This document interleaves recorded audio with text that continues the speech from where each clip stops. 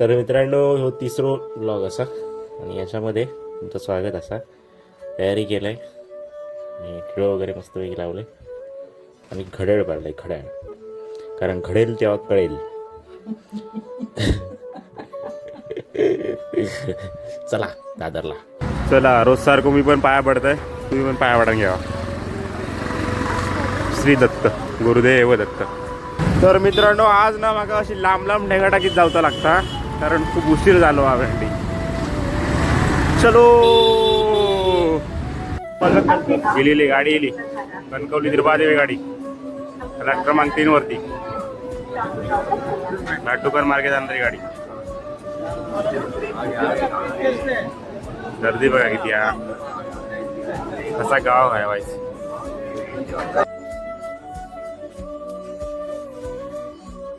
दादर स्टेशनला येलो आणि आज माका बसाक भेटला ट्रेनमध्ये आणि गाडी जरा फास्ट झाल्यानंतर, म्हणजे रोज ना टाईम लागतो ना, आज टाईम नाही लागेल जास्त आणि जाऊया कामावर.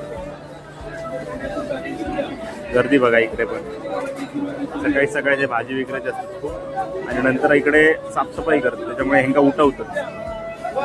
तर मित्रांनो, आपल्या 700 दिलेले 100 रुपये आणि बोलली की भेळ घेऊन ये. तर आता भेळ घेत आहे आणि कामावर जाऊन खातो. त्याच्यानंतर आज कधी सोडतील काय माहिती नाही, कारण आज GSTC ऑडिटची लास्ट डेट असं ती झाली काय घरी जातलं आहे आणि घरी पार्टी आहे, घरी जाऊया. तर आमच्या इकडे 30+ पार्टी आहे आणि वर्षाचा जो शेवटचा दिवस आहे. हवे ना बाबू, तू पुढच्या वर्षी जेवण उठ. हां, जेव आता पटापट पटापट जेव. मित्रांनो, मस्तपैकी जेवतंय आता. व्हेज बिर्याणी आहे, इतर व्हेजच खात आहे आणि इकडे सगळे व्हेजवाले बसले. जेवतोय जेव घ्या. तर काय झालं मित्रांनो, आता जेवलो मस्तपैकी आणि म्हटलं स्प्राईट खाऊया. तर स्प्राईट घेतलं होतं, तर स्प्राईट फेक होता.